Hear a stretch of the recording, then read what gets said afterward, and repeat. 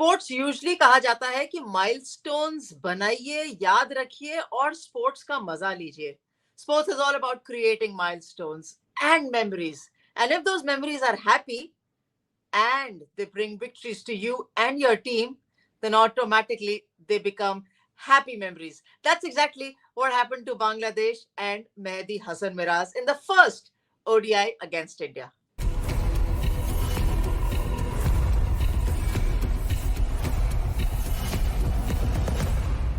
स्वागत है आपका डिफरेंट स्ट्रोक्स के अंदर. और जी हाँ, जिस तरीके से मैंने शुरुआत किया था ना कि स्पोर्ट्स क्या करता है, वही था आज के मैच का हाईलाइट. पर हाईलाइट पे जाने से पहले शुरुआत से शुरू करेंगे कि मैच में हुआ क्या.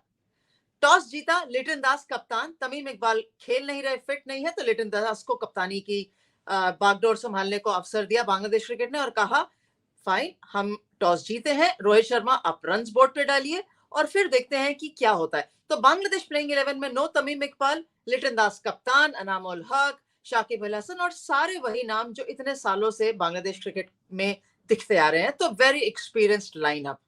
जब इंडियन लाइनअप के ऊपर नजर डालेंगे तो शुरुआत में देखेंगे ऑफकोर्स रोहित शर्मा, केएल राहुल, विराट कोहली, श्रेयस अय्यर सब नाम है.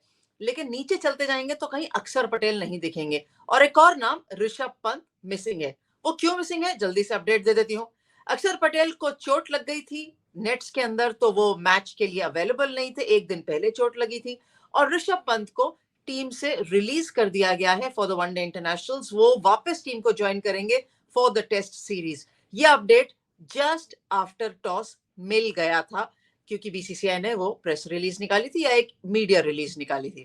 खैर, इन दोनों को चलते हुए कोई ज्यादा फर्क नहीं पड़ा क्योंकि कुलदीप सेन को मौका मिला और भारतीय टीम में अवसर मिला केएल राहुल को वापस दस्ताने पकड़ाने का. That's gloves end of course keeping behind the stumps.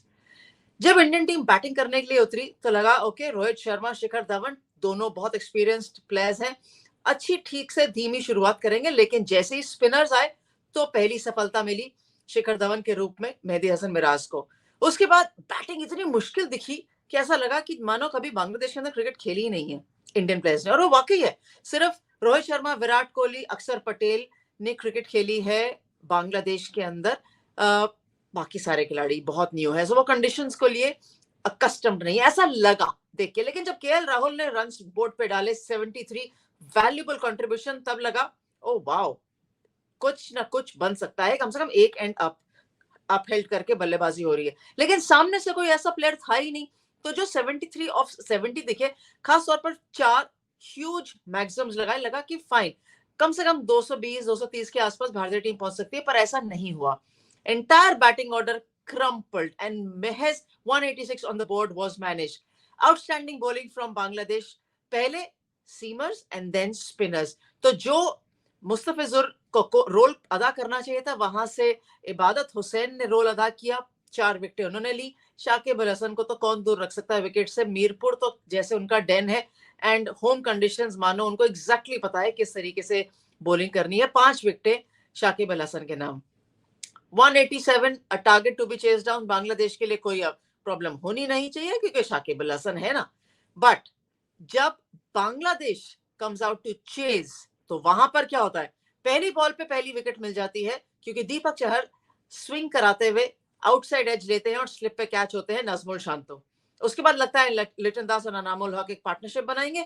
छोटी छोटी पार्टनरशिप्स सब ने बनाई लेकिन कोई बड़ी पार्टनरशिप नहीं बनाई. और ऐसा लगा कि मानो ये 187 नहीं, कम से कम 387 का टारगेट चेज कर रही है बांग्लादेश की टीम की. इतना स्लो खेल रही थी और इतना अजीब खेल रही थी. लेकिन टुवर्ड्स द एंड एक प्लेयर जो आगे आने वाले समय में आपको बहुत इंप्रेस करेगा, और मैं कह रही हूँ अभी से इंप्रेस कर रहा है, वो है मेहदी हसन मिराज. 2 प्लेयर हैं, अफीफ हुसैन, मेहदी हसन मिराज, जो मुझे लगता है इस बांग्लादेश टीम को आगे लेके जाएंगे एंड बहुत अच्छी तरीके से लेके जाएंगे. उसमें से एक ने आउटशाइन किया और बहुत बढ़िया तरीके से किया क्योंकि 51 रन की पार्टनरशिप बनाई लास्ट विकेट के लिए विद मुस्तफिजुर रहमान. और मेहदी हसन मिराज मैच को लेते ही चले गए. एंड तक गया मैच, पर Indian bowling again credit to them, end तक ले जाने में उनका बहुत इंपॉर्टेंट योगदान था. क्योंकि भले ही अक्षर पटेल जैसे एक्सपीरियंस्ड बॉलर नहीं थे, लेकिन शाहबाज अहमद, सफलता नहीं मिली लेकिन उन्होंने बॉलिंग बहुत बढ़िया करी. वॉशिंगटन सुंदर का भी एक अच्छा स्पेल था. And start of the innings के अंदर जो स्पेल दीपक चहर और मोहम्मद सिराज ने डाला, अगर ये इंडियन टीम या मैच जीतती ना तो मेरे man of the match Mohammed Siraj होने वाले थे, क्योंकि उन्होंने इतना बढ़िया स्पेल डाला था, 3 विकेट्स 32 रन देके 10 ओवर। लेकिन इस पूरी चीज के अंदर परफॉर्मर ऑफ द डे मेरे हिसाब से शाकिब अल हसन, बिकॉज 5 विकेट जो उन्होंने ली ना, और एक ही ओवर में 2 विराट कोहली को भी आउट कर दिया, और ऐसा लगा कि अब कहां भारतीय टीम कहां जा रही है यहां से और किस तरीके से चलेगी। So that 5 wicket spell was brilliant, इसीलिए परफॉर्मर ऑफ द डे रहे। लेकिन गेम चेंजर कौन? सिर्फ एक player, Mehidy Hasan Miraz, because 38 of 39 balls brilliant. First wicket जो शिखर धवन की आउट हुई थी वो भी इन्होंने ली थी, और वो भी शुरुआत के 5 ओवर के अंदर ही विकेट मिल गई थी। सो ये मेरे गेम चेंजर रहे। लेकिन इस सब के अंदर एक प्लेयर का मेंशन रहना चाहिए, इनफैक्ट दोनों का रहना चाहिए। केएल राहुल की मैं बात कर चुकी हूँ, इबादत हुसैन, इनका भी नाम आना चाहिए परफॉर्मर ऑफ द डे के अंदर, बिकॉज जो 4 विकेट जो इन्होंने बिल्कुल अपनी बैक बेंड करके स्पेल डाला ना, ऐसा लगा कि उस पिच के अंदर कुछ नई जान सी आ गई। इतनी मुश्किल पिच थी नहीं बल्लेबाजी के लिए, लेकिन जिस तरीके से भारतीय टीम ने बल्लेबाजी करी, ऐसा लगा कि भाई ये तो बहुत ज्यादा डिफरेंट कंडीशंस हैं। फिर उसी पिच पे भारतीय टीम ने बॉलिंग करी और बांग्लादेश ने बैटिंग करी, और ऐसा लगा अरे पिच तो बिल्कुल बढ़िया है, लेकिन इतना स्लो खेले और मैच में ऑलमोस्ट मैच गवा दिया था बांग्लादेश के अंदर। ऐसा लगा कि ये मैच बांग्लादेश ने इंडिया जीतेगा। इस सब से क्या सीखने को मिला? वो यही था कि अडेप्टेशन।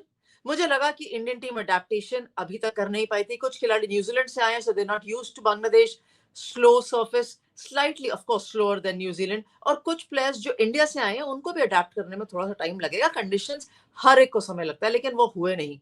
लेकिन कप्तान रोहित शर्मा समझते हैं कि वो एक्सपीरियंस टीम है और उनको एक्सपीरियंस का फायदा मिलना चाहिए, जो कि यकीनन मिलना चाहिए अनडाउटेडली। लाइनअप देखिए, रोहित शर्मा से लेके लास्ट नाम वॉशिंगटन सुंदर तक, लगेगा कि man to man, player to player, India is a much more experienced team than Bangladesh, and that is there, but the results must show. पहला मैच बांग्लादेश जीत चुका है, 3 मैचों की श्रृंखला है। दूसरा मैच भी ढाका के अंदर खेला जाएगा। तीसरा गेम जो है वो चट्टोग्राम में होगा। लेकिन तीसरे गेम तक भारतीय टीम सीरीज में सरवाइव करेगी या नहीं, उसके लिए सेकंड वनडे इंटरनेशनल जीतना जरूरी है, तभी तो सीरीज में बराबरी आएगी और फिर हम आगे देख सकते हैं। नहीं आएगी तो फिर तैयार रहिए सुनने के लिए, क्योंकि ये बिल्कुल भी अच्छी तरीके से, it will not go down well with the Indian followers. आपको क्या लगता है भारतीय टीम को क्या चीजें चेंज करनी चाहिए ताकि सेकंड वनडे इंटरनेशनल में they can come back to winning ways? मुझे लगता है अगर अक्षर पटेल फिट हैं तो शायद इस टीम के अंदर वापस आ सकते हैं। लेकिन Shahbaz Ahmed, he has done nothing wrong, you can only play with one spinner. Batting department इससे ज्यादा क्या बेटर होगा?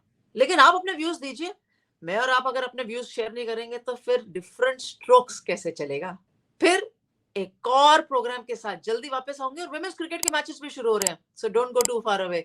यहीं मिलेंगे डिफरेंट स्ट्रोक्स पर। Take care.